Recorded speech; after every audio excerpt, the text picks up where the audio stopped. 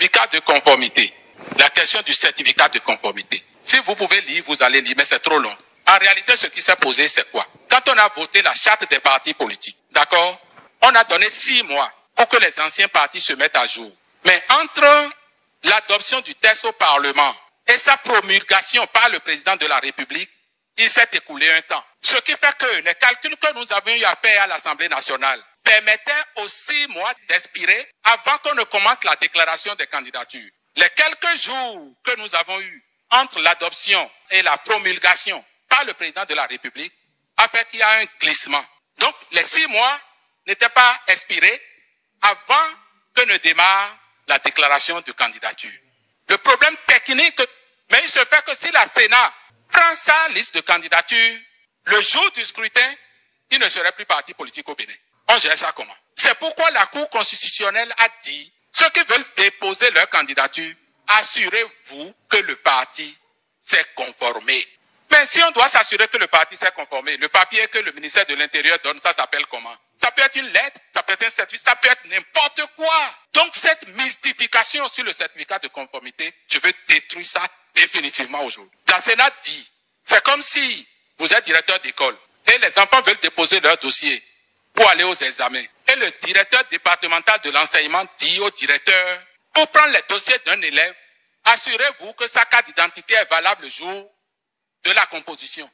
C'est tout. C'est tout. La Cour constitutionnelle qui est chargée donc de prévoir ce genre de choses pour éviter ce genre de choses a dit, assurez-vous. Donc, même si la Cour n'avait pas parlé et que quelqu'un dépose son dossier à la Sénat allait faire quoi? Pour savoir si le parti est conformé. Parce que on s'enregistre et les formalités se font au ministère de l'Intérieur. Ce n'est pas à la Sénat. Mais quelqu'un qui vient déposer ce dossier à la Sénat, comment la Sénat fait pour savoir que ce parti-là est conforme? On va demander au ministère de l'Intérieur. Mais le ministère de l'Intérieur ne va pas dire ça par téléphone. C'est un truc que le ministère de l'Intérieur va dire à la Sénat pour dire oui, que tel parti est vraiment conforme, non? C'est ça, certificat de conformité. C'est tout. Ce n'est pas un truc nouveau. Ce n'est pas une pièce créée sur le processus et en dehors du code. C'est faux. Concernant le certificat de conformité, le député ordonne à la DATI à simplifier les choses en faisant une comparaison avec un directeur d'école, un directeur départemental et une histoire de carte d'identité entre un élève qui doit aller à l'examen.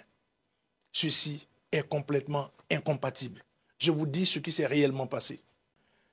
C'est tout simplement incroyable, ahurissant, dédaigneux qu'un responsable de ce rang puisse tronquer et banaliser de manière si flagrante l'histoire récente. Monsieur le Président de la Commission des lois, vous savez que j'ai beaucoup de respect pour votre personne et que je l'ai toujours exprimé comme tel. Mais sur ce coup, vous êtes passé à côté de l'histoire et l'histoire ne vous pardonnera pas si vous ne vous repentez pas. Alors, de quoi s'agit-il pour ce qui concerne le certificat de conformité? Après le vote de la charte des partis politiques et du code électoral, mené à pas de charge par la majorité mécanique au Parlement, tous, sans exception, nous avons constaté l'inapplicabilité de ces lois votées. Et c'est d'ailleurs la seule petite bonne foi que j'ai décelée dans les propos du président de la Commission des lois. Lors de sa sortie désastreuse, il a reconnu qu'après le vote de ces lois, qu'il y a eu un problème de temps et d'applicabilité. Ainsi donc, le 19 février 2019, nous avions convenu qu'il fallait aller à la table de discussion avec toute la classe politique afin de trouver un consensus qui permettrait à tous d'aller à ces élections de 2019.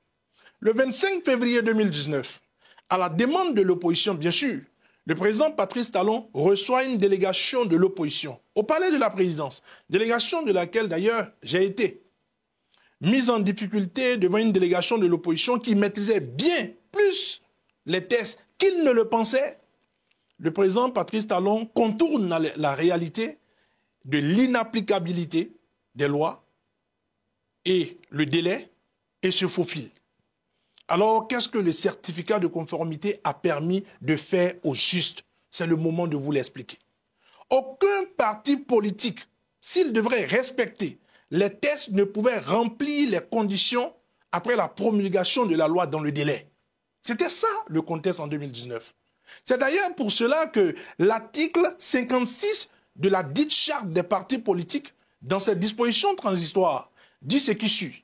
Pour compter de la date de promulgation de la présente loi, les partis politiques dûment enregistrés continuent d'exister nonobstant les dispositions du titre 2 du chapitre 1er de la présente loi. Ils disposent d'un délai de 6 mois pour se conformer aux nouvelles dispositions. Passé ce délai, ils perdent leur statut juridique.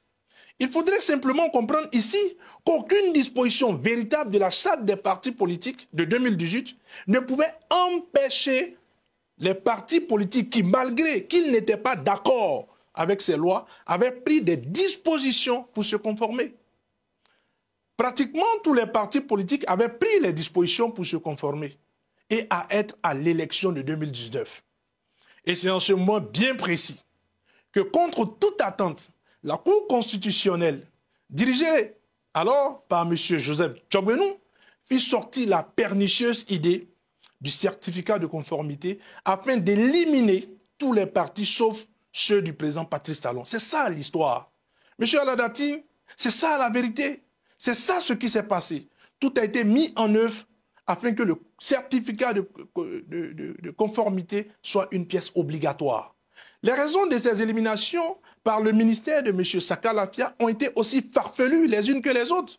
Sinon, comment comprendre que pour une mise en conformité, qu'il n'y a eu que les partis du président Patrice Talon qui soient les seuls capables, intelligents pour le faire? Même pour l'inscription dans le journal officiel, souvenez-vous, aucun parti ne pouvait le faire dans le délai, car la présence d'un week-end empêchait quiconque de rester dans ce délai. Mais comme par magie, par enchantement, les partis IP et BR ont pu avoir leur numéro d'enregistrement dans le journal officiel. C'était inimaginable. Même quand on veut voler, il faut savoir le faire. Nous sommes encore vivants. Et nous n'admettrons que personne ne simplifie l'histoire en la tronquant. Ne l'oubliez jamais, nous vaincrons.